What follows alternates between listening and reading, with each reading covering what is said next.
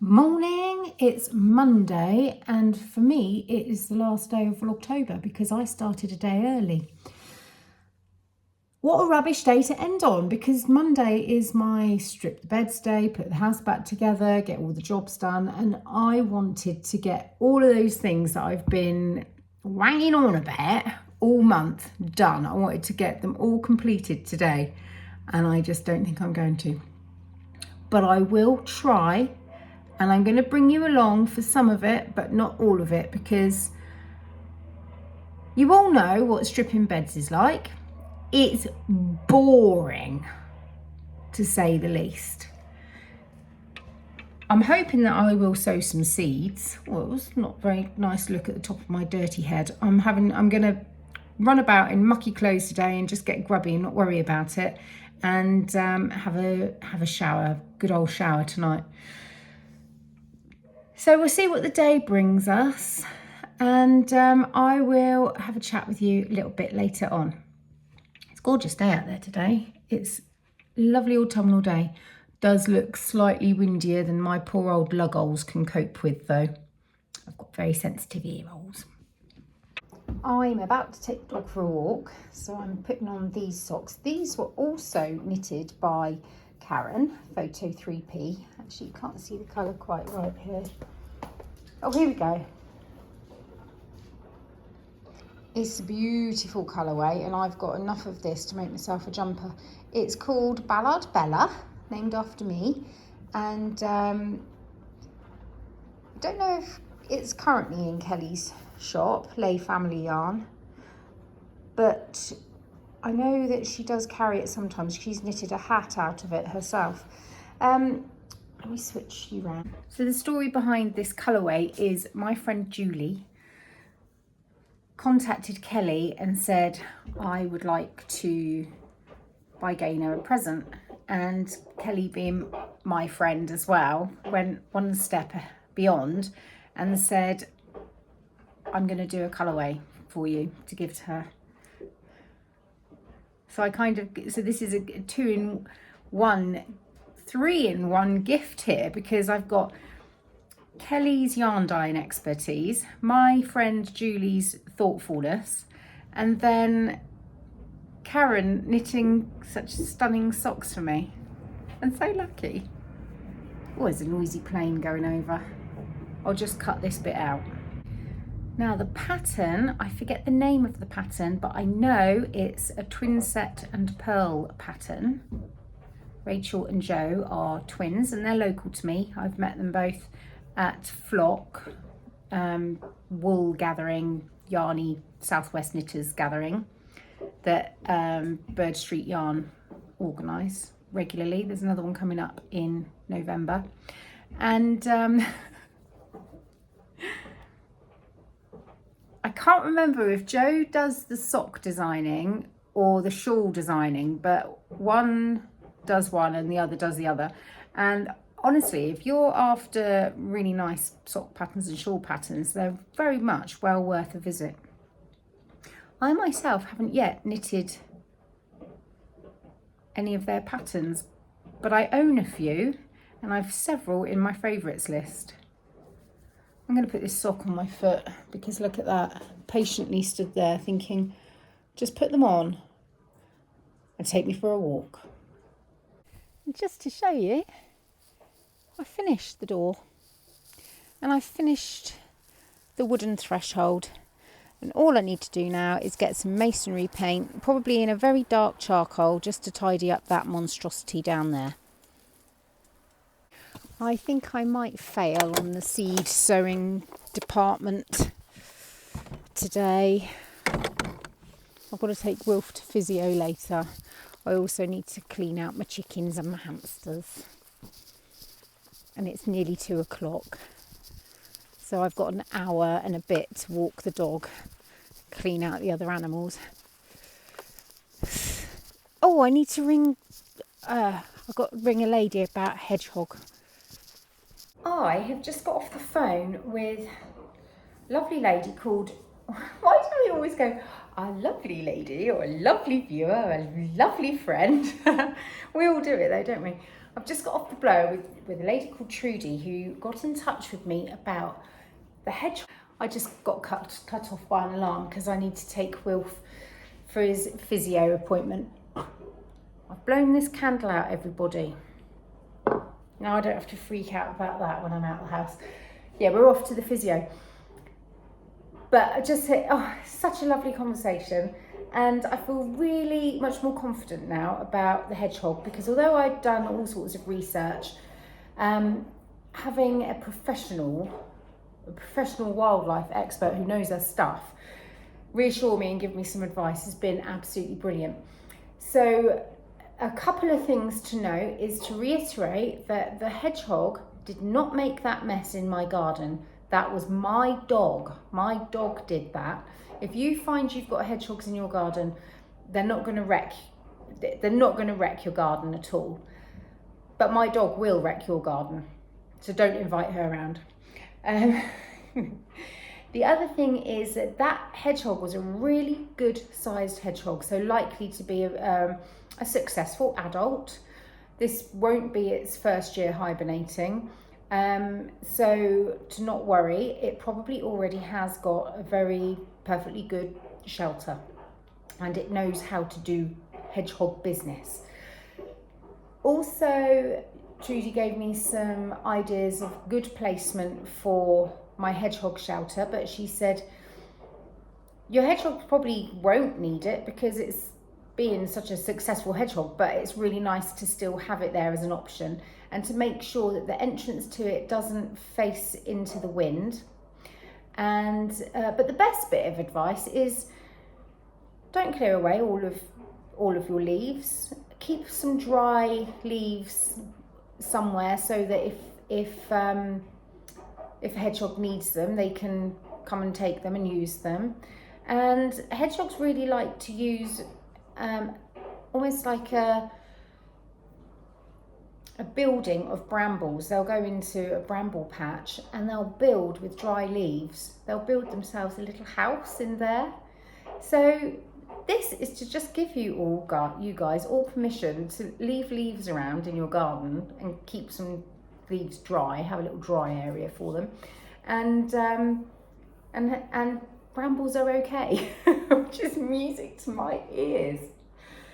The other thing is that with Bunny being such a hedgehog fanatic, when we let her out after dark, when later on in the evening, when hedgehogs will be prowling around, to just make sure that we've got eyes on her and preferably to put her on a lead. So that is what we will do until we're pretty confident that the hedgehog is hibernating and can't get into the part of the garden that Bunny goes in, because obviously I've barricaded it so that Bunny can't get to where the hedgehog was, but I also need to make sure that the hedgehog can't get into where Bunny is.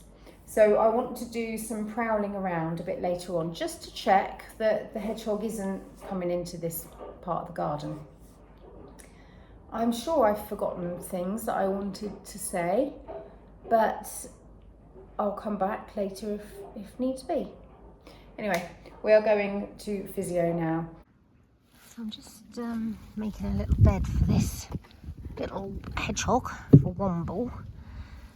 And I've thrown some straw down there for it to find if it needs to use it. But also all the way along here, there's loads and loads of dry leaves and shelter and all sorts, because we've still got some building materials here from when we did up the barn.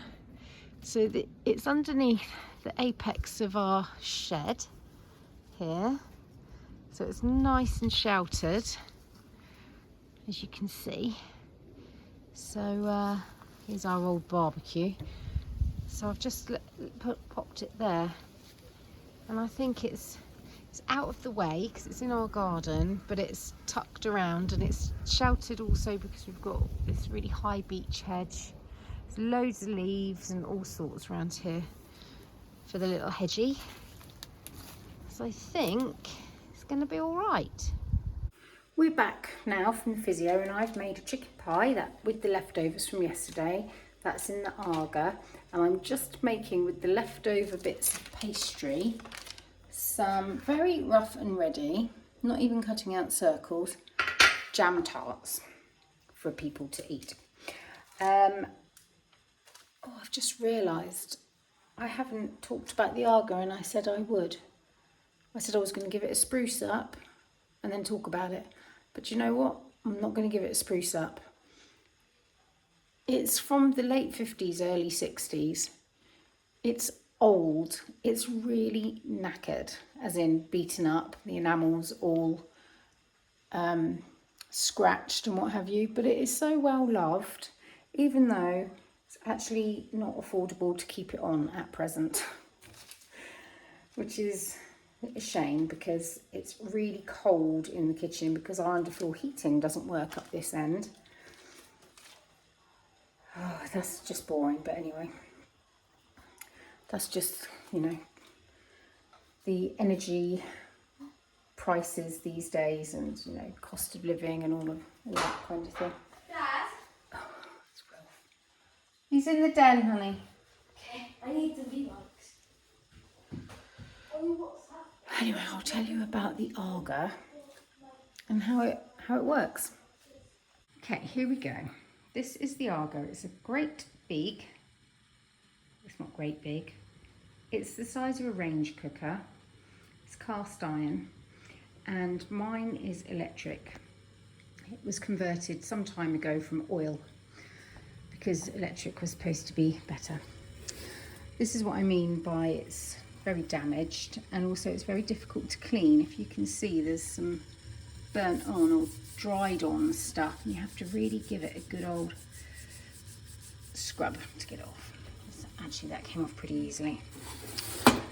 This hot plate here is the boiling plate, so you can really get things up to a nice rolling boil on there. And this hot plate is a simmering plate, so it's not quite as hot. If you want to change the temperature dramatically, you have to take the, sorry about that. If you want to change how quickly things are cooking or how much heat is coming onto it, because you can't turn things down, you have to swap one pan to the other hot plate. But in order to finely tune, you just get a couple of copper coins and you just elevate your pans onto a copper coin. If you're baking something or cooking something, you can't smell if it's burning because it has a chimney that goes up and out of the roof up there. And that's why it's so easy to leave something in the Arga and forget that you're cooking it, because there's no light on and you can't see through the doors. This bit here is the brains of it. This oven is called the simmering oven. So you do slow cooking in there. And I know it looks really disgusting and dirty, but it is not uncommon for Argas to look like this at any age. And it is very normal for an Arga as old as this one to look like mine does. In fact, people who are a bit snobby about Argas like their Argas to look very well used and very grubby. I would rather mine wasn't, but it is. Right, in here, this is the roasting oven. I've had a pie in here. I'm going to get it out because it's going to start catching. There we go, looking nice. The beauty of ovens like this is that the heat comes from the bottom here, so you can bake things directly on there if you don't want to get a soggy bottom pastry. So I don't have to bake blind anything. So that pie started off on the base and then it went to the top shelf. I'm letting all the heat out. I have got some jam tarts in there, which I showed you just now. And I must not forget that they are in there, because they will burn. And I won't smell that they're burning, and I might find them tomorrow. Cooking on an Arga is different. It is different. It takes a little while to adjust, to get used to it. But once you understand the principles of which oven is the hottest, which is the cooler one, which hot plate is hottest, and how to hop between the two, and also just how to do things in a different order. So for example, if I was to do a roast totally in the Aga, I would probably get the meat on relatively early on, put it in the roasting oven, and then I would throw it into the slow oven and just leave it there for hours. I would then get the potatoes done and the Yorkshire puddings, and then I would reheat them when we needed them, and then I would bring up all the vegetables to boiling, or anything else that I wanted to get cooked in the oven, like a gratin or some sort. I would get all the vegetables up to boiling, pour out most of the water, and then just tuck them all in the roasting oven together to cook with the ambient temperature that's in the oven, rather than having the hot plates up. Because if you've got the hot plates, the lids off the hot plates, you're losing heat all the time. And the whole idea is you preserve the heat in your roasting oven and you use that to cook with. I hope that made sense. Okay, I think I'm going to have to say goodbye now for Vlogtober. We'll be back again in Vlogmas. Whether it's dailies, weeklies, shove a couple together, we'll see how it goes. We never know. Maybe I'll do a couple of days jammed together and then a flurry of dailies. I don't know. We'll see how it goes. But I thank you so much for being here, for all your wonderful comments, which I will hopefully start to catch up with a bit better now, and just for all your loving support that you consistently show me. You're just the best. See you soon. Ooh, I hate it when I do that.